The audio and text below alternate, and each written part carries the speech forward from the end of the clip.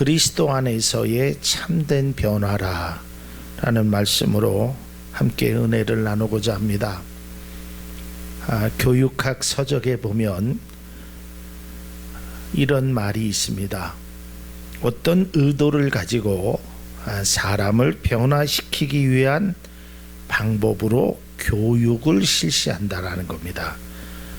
그러니까 선생님이 학생들에게 어떠한 것을 가르치는 목적은 그 가르침을 받은 학생이 그 가르침을 통해서 어떠한 변화를 만들어내기 위해서 그 교육을 행한다는 것입니다. 다시 말해서 교육이라는 것은 사람을 변화시키는 하나의 매개체로 사용한다라는 것입니다. 그래서 여기 계신 모든 분들 마찬가지지만 우리는 많은 교육을 통해서 변화가 되었습니다. 몰랐던 것을 알기도 하고 또 알았던 것을 더 확실하게 알기도 하는 그러한 결과를 얻게 됩니다.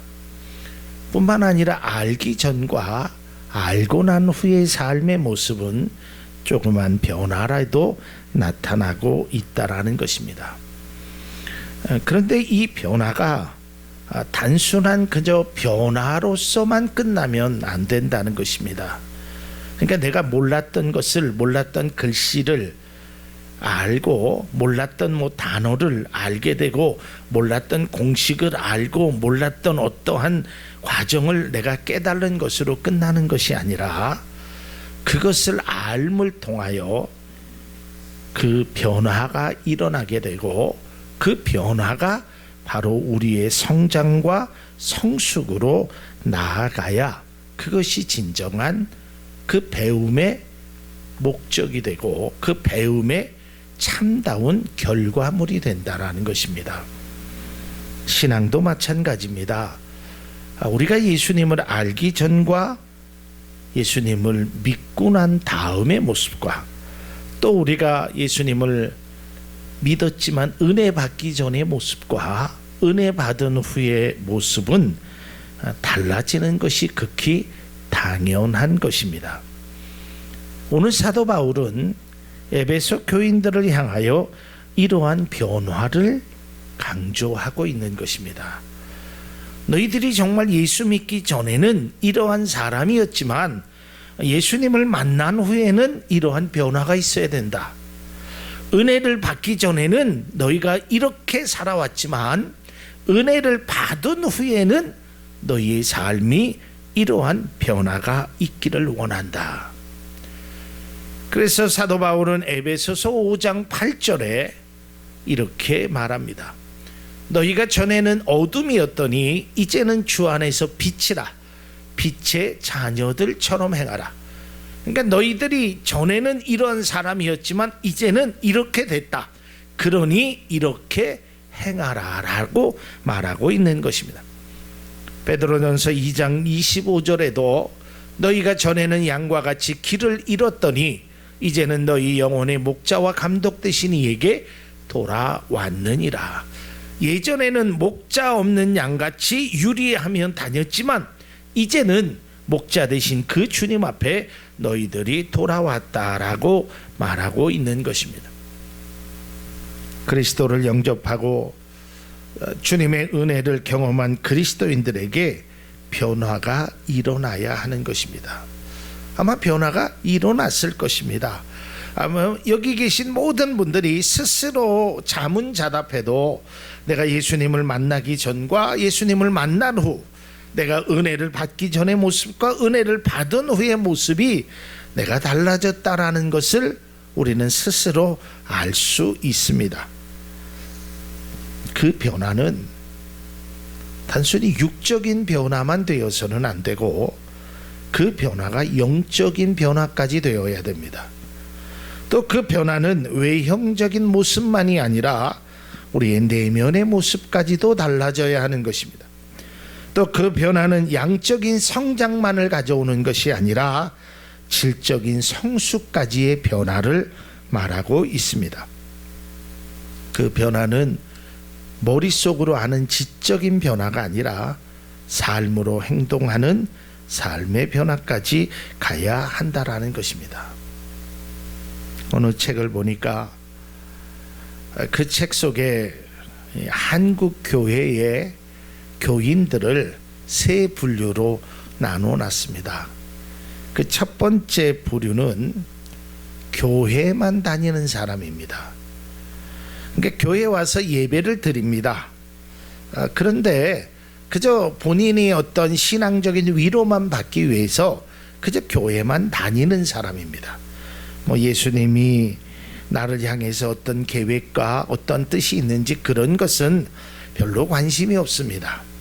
그저 교회만 다니고 그저 교회 주일날 그렇게 교회만 가는 그런 사람들도 있다고 합니다. 그 두 번째 부류는 예수님을 믿는데 교회도 열심히 다니는데 여전히 변화가 없는 사람이라고 합니다. 성경의 지식도 알고 나름 신앙의 연조도 있는데 변화가 일어나지 않는 것입니다. 인격이나 삶에 큰 변화가 없습니다. 3년 전이나 5년 전이나 지금의 모습이 별반 차이가 없는 성도들도 있다는 것입니다. 마지막 세 번째 부류는 예수를 믿고 변화받은 사람들이라고 합니다. 저는 이 책의 내용을 읽으면서 특별히 우리 성도님들은 이 세 번째 부류인 예수를 믿고 변화된 우리 모두가 될 수 있기를 바랍니다. 이 사람들은 신앙의 기쁨이 있다고 합니다. 예배와 기도의 참 소중함을 알면서 삶의 변화를 추구하며 살아가는 사람입니다. 우리가 이러한 세 번째 사람이 되어야 되는데, 제가 앞서도 이야기했지만 예수를 믿기 전과 믿은 후에 아마 모든 사람들은 조금의 차이는 있을지 몰라도 다 변화는 일어납니다.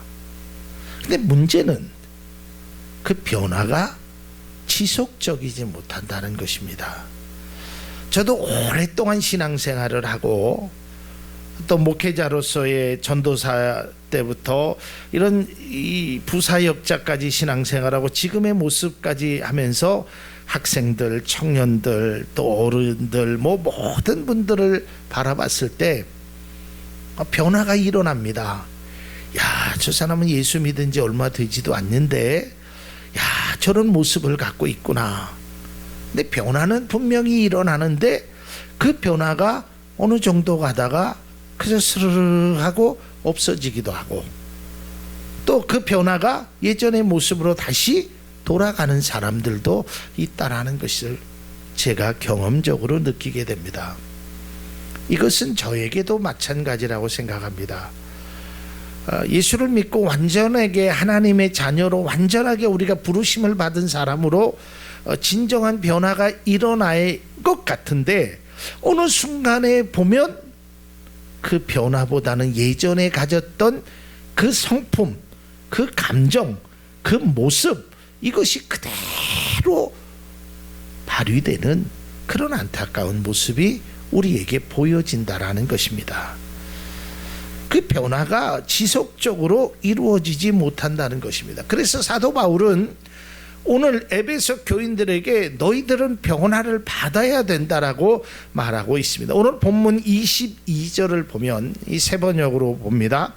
여러분은 지난날의 생활 방식대로 허망한 욕정을 따라 살다가 썩어 없어질 그 옛사람을 벗어버리고 라고 했습니다. 예전의 방식대로, 예전의 지난날의 삶의 방식대로 살아가지 말아라. 그것을 다 벗어버려라 라고 말하고 있습니다. 변화된 모습으로 살아가야 한다라는 것입니다. 은혜를 받았으면, 주님을 만났으면, 기도를 했으면 그러한 삶으로 변화된 삶의 모습으로 살아가야 된다라는 것을 말하고 있다라는 것입니다. 늘 마음만 먹지 말고 생각만 하지 말고 옛날의 그 방식, 그 썩어져 없어질 옛사람의 성품 모든 것을 벗어버리라라는 것입니다.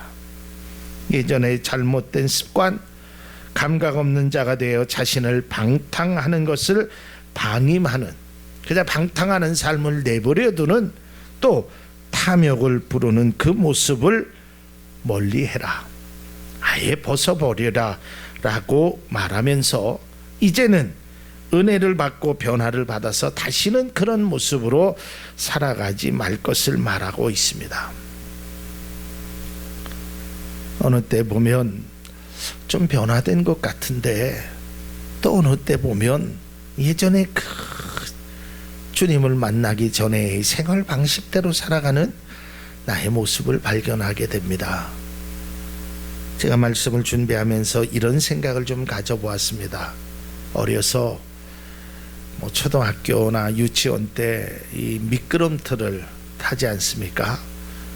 미끄럼틀을 타면 이 계단으로 이렇게 올라가서 쭉 내려가고 계단으로 올라가서 하는데, 이제 조금 귀찮아지니까 계단으로 안 올라가고 이 내려오는 그걸 자꾸 으쌰으쌰 하고 올라갑니다. 근데 어느 정도 올라가다가 힘이 빠져서 그랬는지 왜 그런지 그냥 쭈르륵 하고 다시 미끄러지는 그런 모습을 회상해 보았습니다. 우리의 모습이 다람쥐 쳇바퀴 돌듯이 돌기는 뭔가 열심히 도는데 맨날 그 자리에 있다면 이것은 참된 신앙의 변화가 일어나지 않는다는 것입니다. 예수님을 믿고 교회도 오랫동안 다니고 성경의 말씀도 많이 배우고 기도도 하였고 은혜도 받았는데 쉽게 변화가 일어나지 않는 겁니다. 아니, 변화는 일어나는데 그 변화가 계속적으로 지속되지 못하고 있다라는 것입니다. 예전의 모습, 다시 말해서 구습을 따라가는 그대로의 모습으로 내 자신을 내가 봐도 실망스러울 때가 있다는 것입니다. 목사인 제가 제 자신을 바라봤을 때도 때로는 실망스러움이 있습니다. 그래서 제가 새벽마다 이 자리에서 기도하면서 또 낮에도 하나님의 말씀을 묵상하면서 늘 저에게 제가 이렇게 말합니다. 너는 아직도 멀었다. 아직도 멀었다. 아마 이게 우리들의 말일 것 같아요. 여러분들도 여러분의 스스로 모습을 보면서 나는 아직도 멀었나? 라는 생각을 가져볼 때도 있었을 것입니다. 이것이 바로 출애굽한 이스라엘 백성들의 모습일 겁니다. 은혜 받았을 때는, 홍해 바다가 갈라졌을 때는 찬양을 하고 기뻤다가 조금 목이 마르면 원망을 했다가 또 하나님께서 은혜를 주시면 감사했다가 조금만 힘들면 또 배고프다라고 힘들다라고 다시 예전의 모습으로 계속. 그래서 그들이 나중에는 뭐라고 얘기해요? 야, 우리가 애굽으로 돌아가자. 차라리 애굽으로 돌아갔으면 좋겠다. 사사시대에 이 불순종과 순종을 왔다 갔다 했던 유다 백성들의 모습과 같은 그런 모습이 우리들의 모습이 아닐까. 우리가 자화상을 한번 내 스스로가 보면 내가 정말 은혜 받은 사람으로, 하나님의 자녀로 얼마나 변화되며 그 변화를 얼마나 계속적으로 지속적으로 살아갈 수 있을까. 그러면서 말씀을 준비하면서 이런 물음이 생각이 떠올랐습니다. 그렇다면 왜 변화되지 않을까? 아니, 어떻게 하면 변화가 될 수 있을까? 아니, 좀 변화된 것 같은데, 조금 바꿔진 것 같은데, 근데 다시 예전의 모습에 그 모습을 살아가는 스스로를 한번 뒤돌아보면서 왜 나는 안 되는 것일까? 왜 우리는 변화되지 못하는 것일까? 이러한 고민을 하고 있는 성도들에게 오늘 사도 바울은 이 에베소 교회에 편지한 내용을 통해서 해답을 주고 있습니다. 왜 변하지 않을까? 그것은 바로 이것입니다. 오늘 성경에 보면 옛사람을 벗어버리고, 그렇죠?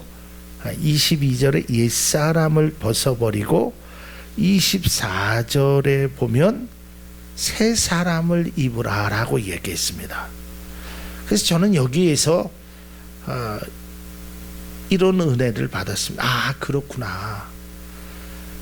여러분, 우리가 옛사람을 벗어버리는 일은 웬만한 사람들은 하더라고요. 그러니까 예수를 딱 믿으면 내가 그동안 잘못 살았지, 내가 이러한 잘못된 습관 이거 벗어버려야지, 이런 노력들을 합니다. 그래서 벗어버려요.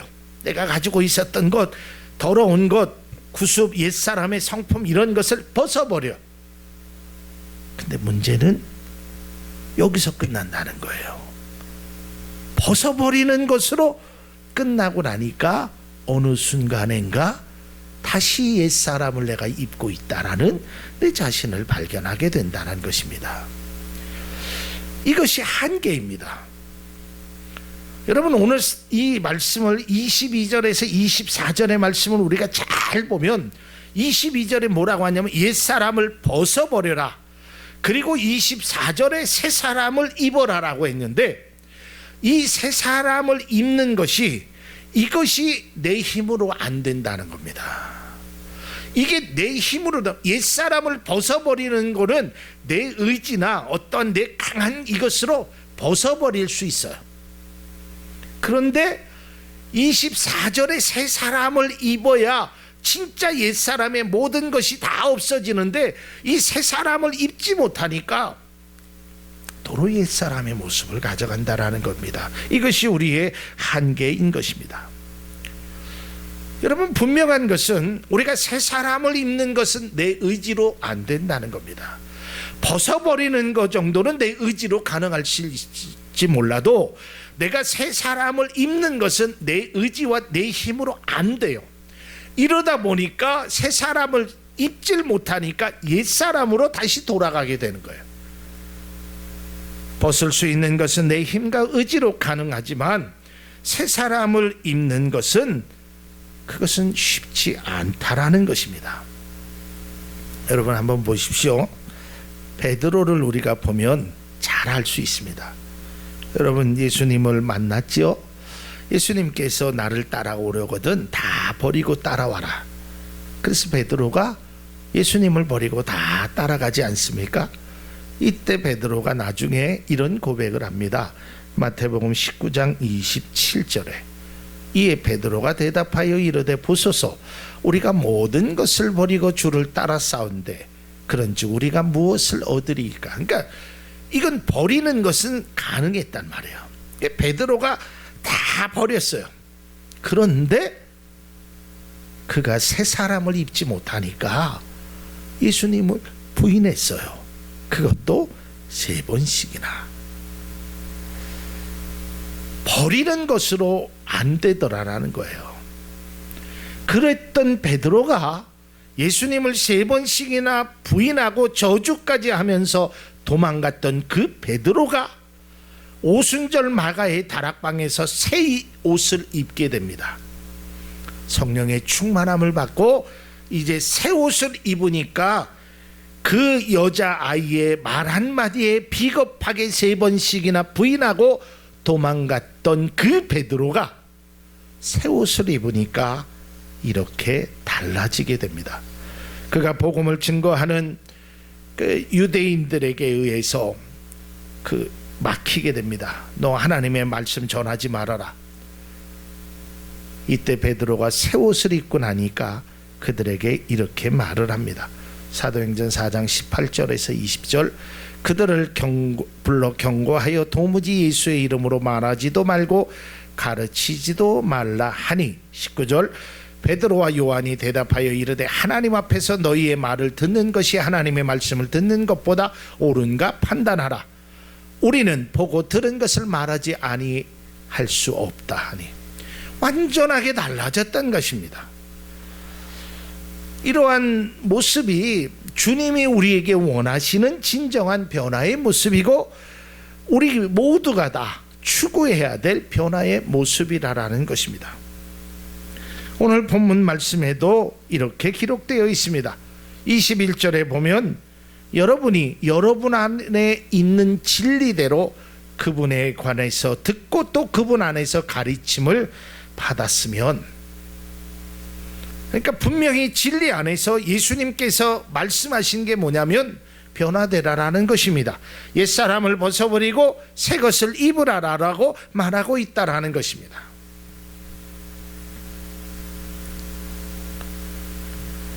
예수 안에서 참된 변화는 우리가 할 수 있는 것은 벗는 겁니다. 자기 자신을 아는 것입니다. 우리가 이것을 영적으로 조금 더 깊이 들어가면 창세기의 사건을 통해서 알 수 있습니다. 아담과 하와가 하나님 앞에 범죄를 하였죠. 그리고 그들이 제일 먼저 발견한 것이 뭡니까? 자신들의 벌거벗은 몸을 발견했어요. 그래서 수치함을 느끼죠. 그래서 그들이 그 나무 이파리로 자신의 몸을 가리지 않습니까? 근데 그것은 영원히 가릴 수 없어요. 그러니까 하나님께서 가죽옷을 입혀주시잖아요. 마찬가지입니다. 저는 이 말씀을 묵상하면서 우리가 하나님이 주시는 그 새 옷을 입어야 된다. 그게 과연 무엇일까? 내 의지나 내 노력으로 된 변화는 일시적인 것밖에 안 됩니다. 저도 마찬가지예요. 제가 교회 부흥을 위해서 내가 이렇게 해봐야지, 금식도 해봐야지, 못돼. 이거 일시적인 거예요. 저도 많은 것 해봤어요. 금식도 해보고 기도도 해보고. 근데 그 변화가 지속적으로 안 된다는 거예요. 이게 다 우리가 가지고 있는 고민이고 우리가 풀어야 될 숙제라는 거예요.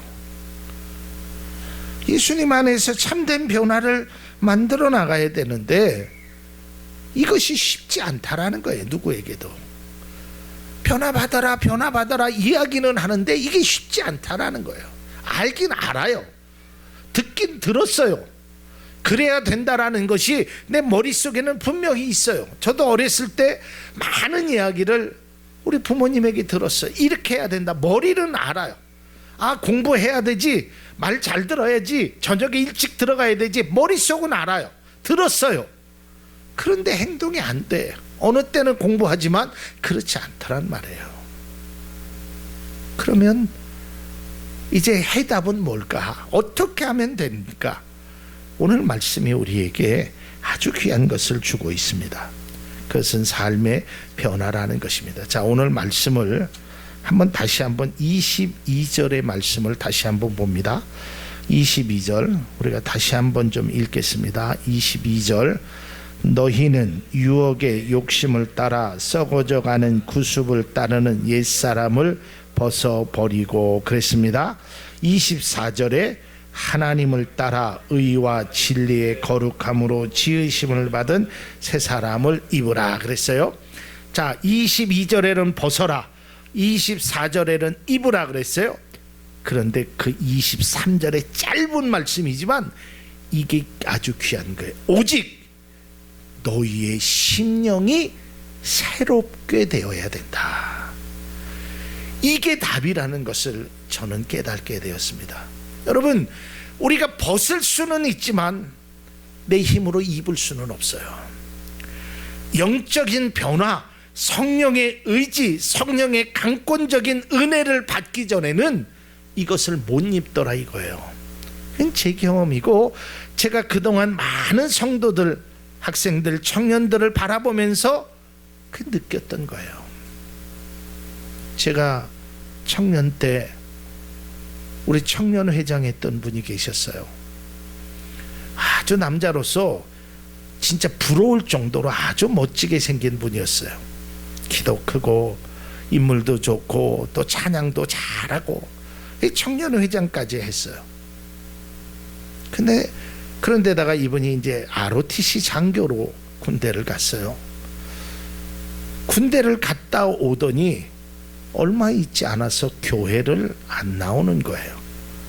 무슨 일인가 했더니 결국은 자기는 이제는 하나님을 믿지 않겠다라고 선언하는 것을 보았습니다. 왜 그럴까? 믿을 필요가 없다라고 자기가 느꼈다는 거예요. 저는 그때 아주 어린 나이였기 때문에 그분하고 저보다는 한참 위에, 이제 그분의 나이가 지금 따지면 60이 넘으셨겠네요.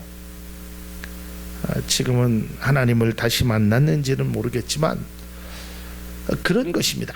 아무리 열심을 해도 그렇게 진정한 변화가 일어나지 않으면 언제든지 얼마든지 하나님을 떠날 수 있는 사람들이 우리 주변에 많다라는 것입니다. 오늘 본문 23절에 있는 말씀이 영으로 새롭게 됨을 말하는 것입니다. 영으로 달라져야 돼요. 그래야 새 옷을 입을 수 있다라는 것입니다. 이처럼 우리가 진정으로 새 사람이 되려면, 새 사람의 그것을 입으려면 23절의 은혜가 먼저 우리에게 선행돼야 된다라는 것을 깨달을 수 있기를 바랍니다. 우리의 힘으로 안 돼요. 우리의 노력으로 안 돼요. 이것은 영적인 것이기 때문에 영적인 하나님의 은혜, 하나님의 능력이 내 안에 들어와야 그런 변화가 자연스럽게 일어나는 것이지, 이것이 안 된다라니까요. 저도 많이 노력해 봤고요. 아마 여기 계신 분들 다 그런 노력들을 다 한 번씩은 다 해봤을 거예요. 내가 하나님 앞에 더 열심히 더 이렇게 살고 싶은데 이게 안 되더란 말이에요. 저는 그 해답을 오늘 4장 23절에서 찾았습니다. 그렇구나. 왜 사도 바울은 야, 옷을 던져버리고 새 사람을 입으라라고 바로 말하지 않고 옷을 던져버리고 옷을 벗어버리고 오직 성령의 심령이 새롭게 되어 새 옷을 입으라라고 말했을까? 이것으로 가능하다라는 거. 23절에 오직 이것으로 너희들이 새 옷을 입는 것이 가능함을 말하고 있다라는 것입니다. 그래서 우리가 그리스도인의 참된 변화는 옛사람을 벗어버리는 것에 멈춰서는 안 되는 겁니다. 새 사람을 입어야 되는데 그 새 사람은 내 의지로, 육신적인 어떤 각오로 절대로 되지 않다라는 거예요. 작심삼일에 불과한 것입니다. 심령이 변화되어야 돼요. 하나님이 주신 성령의 은혜로 달라지지 않으면 그 전에 했던 모든 약속, 변화됐던 것이 하루아침에 다 수포로 돌아갈 수 있다는 것을 우리는 알아야 되는 것입니다. 오늘 에베소 교회를 향한 이 23절의 말씀이 여러분의 마음밭에 새겨질 수 있기를 바랍니다. 여러분, 절대로 안 됩니다. 아니, 안 될 수밖에 없습니다. 왜냐하면 우리의 인간의 생각이나 인간의 각오나 인간의 의지에는 영적인 변화를 일으킬 수 있는 능력이나 힘이 없기 때문에 그렇습니다. 진정으로 마음에 하나님이 주시는 그런 위로와 평안을 받고 우리가 진정으로 새 사람을 입는 참된 그리스도인들의 모습이 우리들의 모습이 될 수 있기를 바랍니다. 앞서도 얘기했지만 베드로의 모습을 보십시오. 여러분, 베드로처럼 예수님을 많이 알은 사람이 어디 있겠습니까? 그리고 베드로처럼 열정적인 사람이 어디 있어요? 바다 위를 걸어갔던 사람이 베드로입니다. 주는 그리스도시요 살아계신 하나님의 아들입니다라고 위대한 신앙의 고백을 한 바이오나 시모나 내가 복되도다, 이런 칭찬까지 들었던 그 베드로지만 그가 마음의 심령의 변화가 일어나지 않으니까 결국에는 옛것으로 다 돌아갔어요. 베드로뿐만 아닙니다. 12제자 모두가 다 우리가 이제 물고기나 잡자 하고 다 돌아갔단 말이에요. 그러나 그들이 나중에 심령의 변화가 일어나니까 진정한 변화를 만들어낼 수 있었다는 것입니다. 우리도 이러한 변화가 있기 위해서 하나님의 성령, 그 하나님의 은혜가 우리 속에서 새롭게 되어 새 사람을 입는 우리 모두가 됐을 때, 이것이 바로 하나님이 진정 원하시는 그리스도 안에서의 참된 변화가 되는 것입니다. 끝으로 사도 바울이 로마 교회를 향하여 이렇게 권면하고 있습니다. 이 권면은 모든 그리스도인들, 특별히 예배를 드리는 모든 하나님의 백성에게 가장 핵심적인 권면의 내용입니다. 로마서 12장 2절 말씀입니다. 너희는 이 세대를 본받지 말고 오직 마음을 새롭게 함으로 변화를 받아 하나님의 선하시고 기뻐하시고 온전한 뜻이 무엇인지 분별하도록 하라. 우리가 진정한 하나님이 원하시는 변화가 일어나는 귀한 모습이 우리 가운데 있기를 바랍니다.